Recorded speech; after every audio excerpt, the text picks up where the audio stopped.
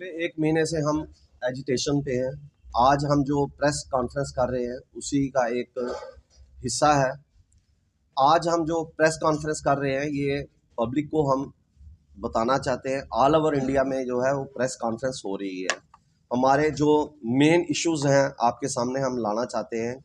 हम चाहते हैं कि एक तो एडुकेट रिक्रूटमेंट होनी चाहिए, ऑल जो हमारे वो कैडर्स हैं। दूसरा, जो हमारे डेली वेजर्स हैं, उनको 10 साल से ज़्यादा पीरियड से हैं, उनको रेगुलराइज करना चाहिए। दूसरी, हमारी 5 डेज बैंकिंग की जो है डिमांड है।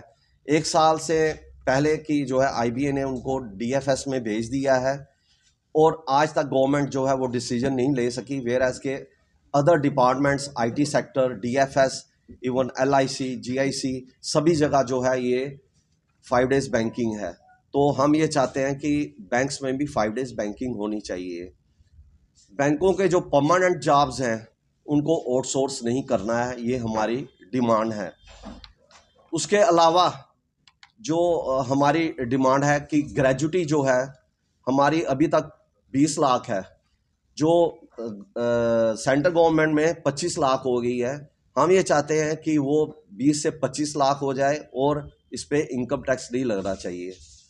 इसके अलावा हम ये चाहते हैं कि जो कंसेशंस वेलफेयर में इन्होंने बैंक एम्प्लॉइज़ को दी है और जो कम रेट इंटरेस्ट पे जो हाउसिंग लोन दिए हैं या कुछ और दिए हैं, जो इनका इनकम टैक्स अब ये बैंक वाले काट रहे हैं, ये बैंक को ही जो है बियर करना चाहिए। अदरवाइज इन वेलफेयर स्कीम का कोई फ़ायदा नहीं है। उसके अलावा हमारा जो है एजेंडे में जो है कि हम ये चाहते हैं कि IDBI का जो है वो 51% जो है इक्विटी जो है गवर्नमेंट की रहनी चाहिए, उसको प्राइवेटाइज नहीं करना चाहिए।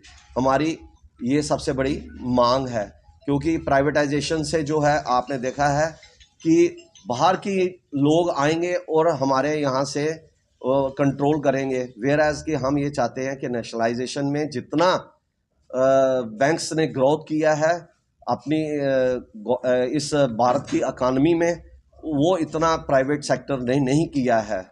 दूसरा, कुछ आंकड़े मैंने ये दिए हैं कि 2013 में हमारे पास 8 लाख एम्प्लॉय था, आज 2024 में कम हो गया। जो स्ट्रेंथ रही है वो 1,51,000 कम हुई है।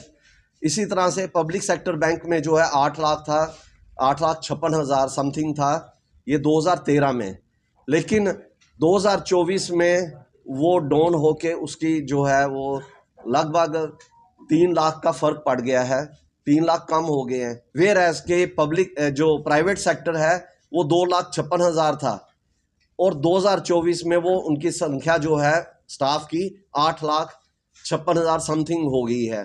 तो हम ये बताना चाहते हैं कि प्राइवेट सेक्टर ने कितना बूम किया है उनके जो एम्प्लॉइज़ को। वेयर एज कि हमारे जो स्कीम्स हैं, क्या मोनेटाइजेशन के टाइम, कोविड के टाइम या और गवर्नमेंट स्पॉन्सर्ड स्कीम्स जो हैं वो सिर्फ पब्लिक सेक्टर बैंक्स के थ्रू होती हैं। सारा स्टाफ जो है वो लगा रहता है और इस जो हमारा पब्लिक सेक्टर का स्टाफ है इसमें जो है बढ़ोतरी करनी चाहिए, क्योंकि हमने ये डिमांड की है कि कम से कम 1.50 लाख जो है रिक्रूटमेंट ऑल कैडर्स में जो है होनी चाहिए।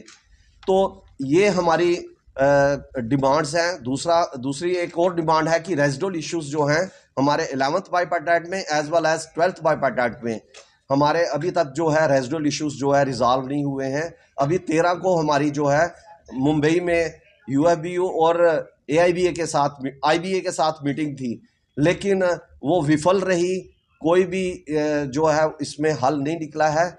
कल हमारी जो है वो CLC के साथ दिल्ली में जो है UFBU के साथ मीटिंग है।